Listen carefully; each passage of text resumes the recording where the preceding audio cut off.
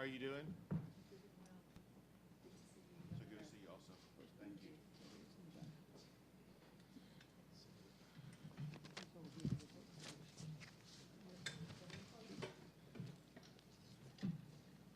Oh, well, we want to thank everybody for taking the time to be here. We have gathered with us the Lieutenant Governor, the Speaker, leaders in both the Texas House and Texas Senate as we take the next step to make sure that we respond both robustly and rapidly to the events that happened in El Paso, just like what we did in the aftermath of the shooting in Santa Fe.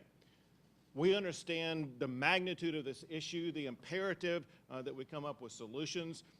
We insist that we use this time very productively to make sure that we are going to ferret out what the issues are and begin the process of coming up with tangible solutions that we can reach to solve the types of problems of what occurred in El Paso, but just as importantly, so we can address the issue more broadly.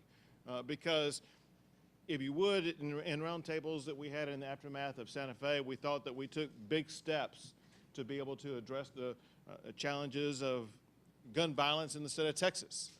Obviously, in the aftermath of that, there was a different type of gun violence.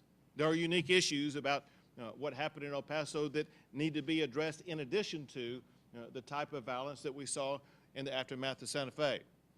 The reason why I have this big stack in front of me is to put a punctuation point on one thing, and that is that in Texas, we believe in one thing, make it two things, action and results.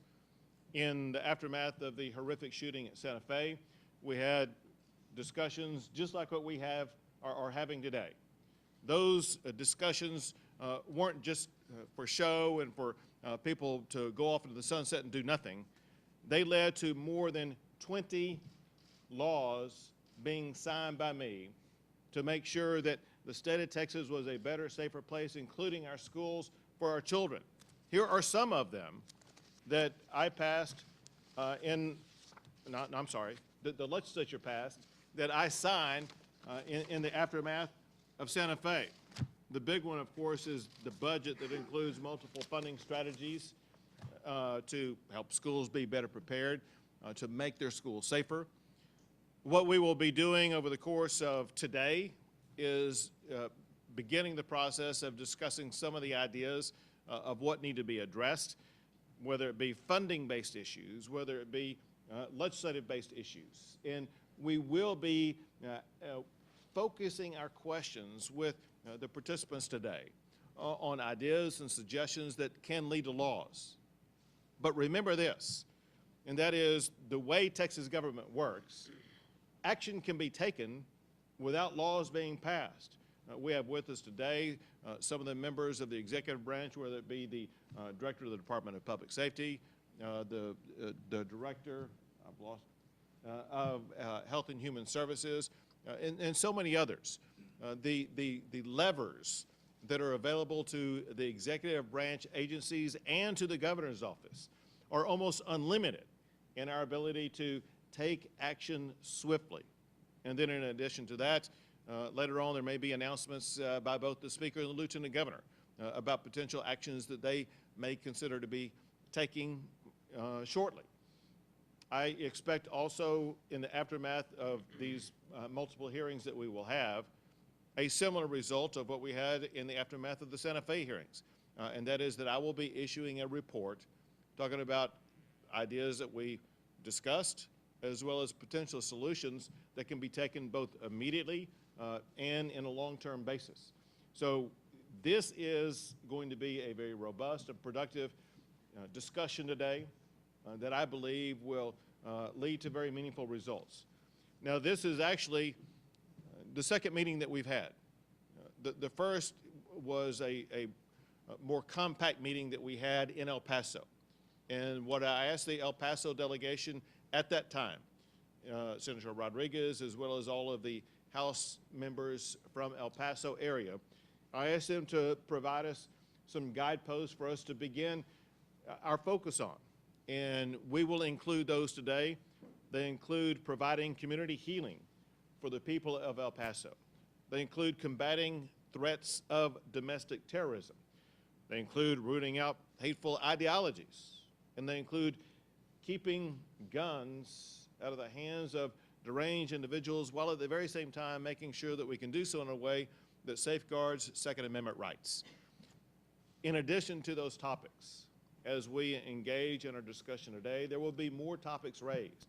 And our goal isn't to start out with conclusions and then try to find facts that support our conclusions. Our goal is to open up all avenues of all potential facts and then follow the facts wherever they may lead, like you would in any type of valid and effective investigation. And so we will pursue this in every pathway it needs to be pursued. We will pursue it for as long as it needs to be pursued so that we can get to the ultimate end, and that is our collective agreement that we need to make Texas a better place, a safer place. We need to take whatever action needs to be taken to make sure that our state is going to be safe for all members of our community, and something that we as members of the legislature, but more importantly, we as a people of Texas will be proud of. And so we look forward to getting to work right away today. I think you know, in case you don't, we will be having another hearing next week of this committee in El Paso.